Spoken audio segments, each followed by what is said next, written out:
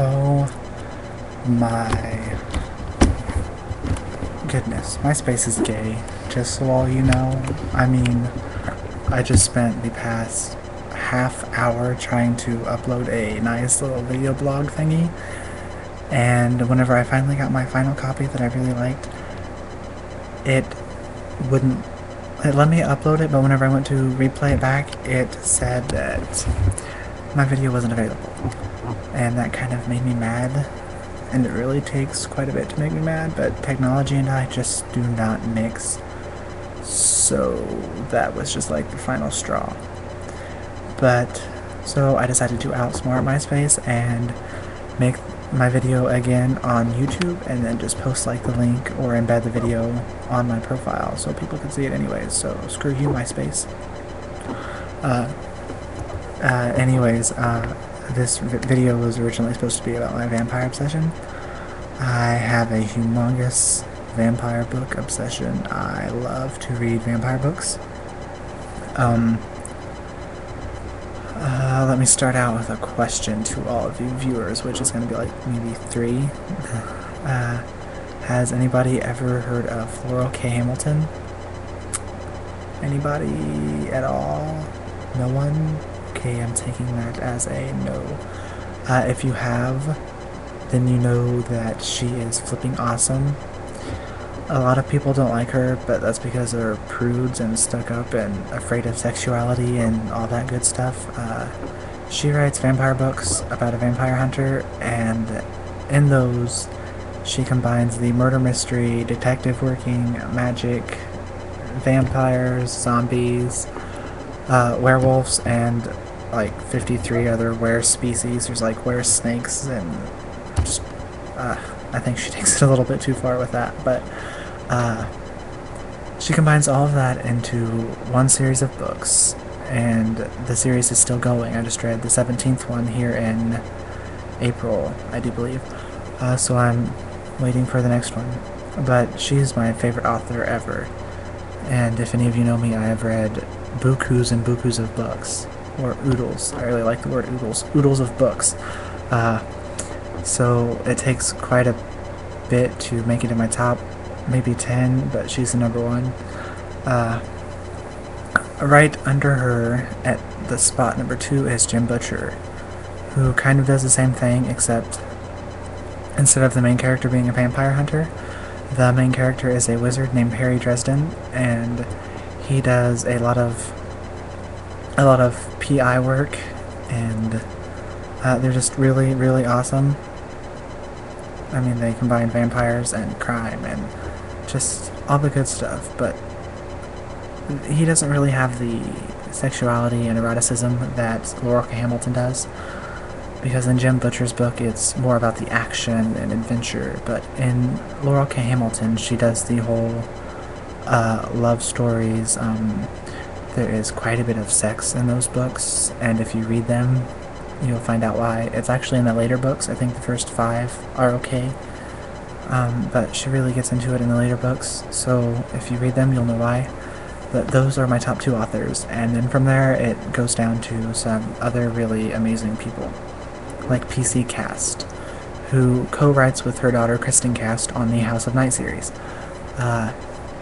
Those books are really good. I'm not going to give too much away because I can't really without ruining the whole stuff, but they're just really awesome. There's a nice romance story going on in there, and it's mainly just a young girl trying to find her way with a new life that she's been given. And I mean, they're touching and heartfelt, but at the same time they're thrilling and suspenseful, and I like them 110% better than Twilight, which is odd because I'm like the biggest Twilight fan ever.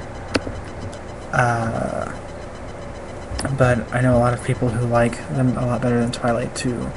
From there we will go to Rochelle Mead, who does the Vampire Academy series. Those are good. I read the first one and then made my mom read it, and she flipped out, went crazy, and is absolutely enthralled with those books. She just loves them to pieces. I think they're okay. They're not the best that I've read, but they are actually really good, so you should read those too. And then we have Rachel Kane, who does the Morganville Vampire series. Those earn another slot in my top spots because I really, really like those. There's a lot of action and adventure and suspense, and it's all one big mystery, really, and it's kind of hard to unravel. But and the series still continuing. I just read the newest one a couple weeks ago. But basically, Claire Danvers is a 16-year-old college student who moves to Morganville, Texas, and apparently that town is ran by vampires. And from there, they get a lot better. Well, a lot better. They get a lot more interesting and confusing and mind-boggling. But I couldn't figure them out, so I don't know. That's what I like. I don't like a book to be predictable. I like a book to take me around twists and turns that I never saw coming, and then just to end like with a whoa, I didn't see that coming. But I really like those two.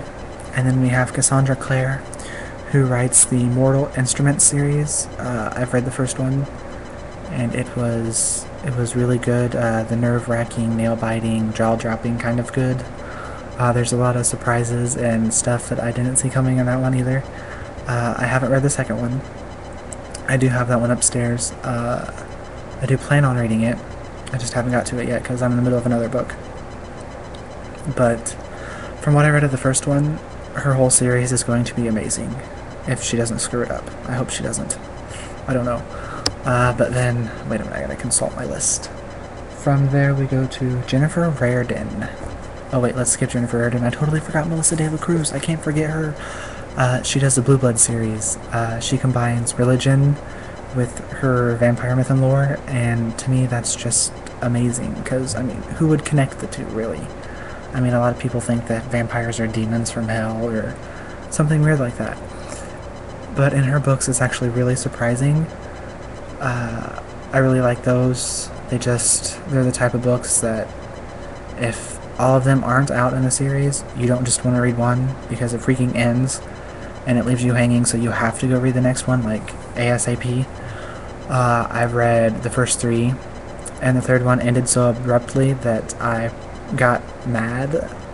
And the new one, I don't know when the new one comes out. That's what made me so mad, because it's not even close to being out yet. So I'm kind of PO'd about that.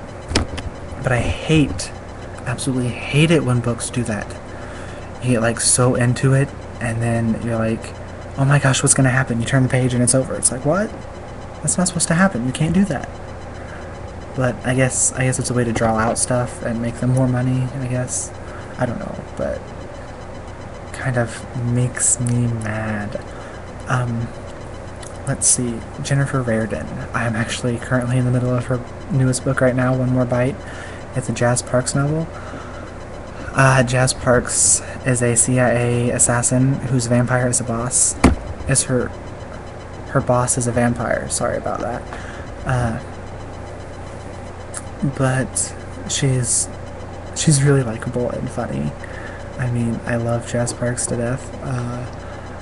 Mainly because I can relate to her a lot. I mean, she's off the wall crazy, and I get told that I'm crazy quite a bit.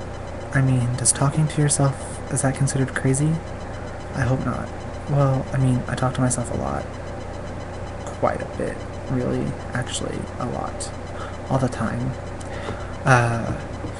And I answer myself. I actually carry conversations on with myself. Like the other day I was in the library, and I was looking through books. I'm like, Davey, have you read this one? Oh, I don't know, Davey, have you? Why are you talking to yourself, Davey? That's weird. Shut up, Davey. It's like that stuff all the time, all day long. It's crazy, especially whenever I'm bored. I have a tendency to talk to myself. Actually, I was in the grocery store the other day, right across the street, and some lady told me that I was entirely too young to be talking to myself. Really? It's kind of weird. But, I mean, and my memory sucks. It's, like, really bad. Like, I was at my grandma's house the other night, and, I apparently got up and locked the door, and then, like, an hour later I got up to open the door, and I was like, who locked the door? And my grandma was like, you did. I'm like, no, I didn't. I would remember locking the door. And she got all mad, and, like, her face got all red, and she was like, you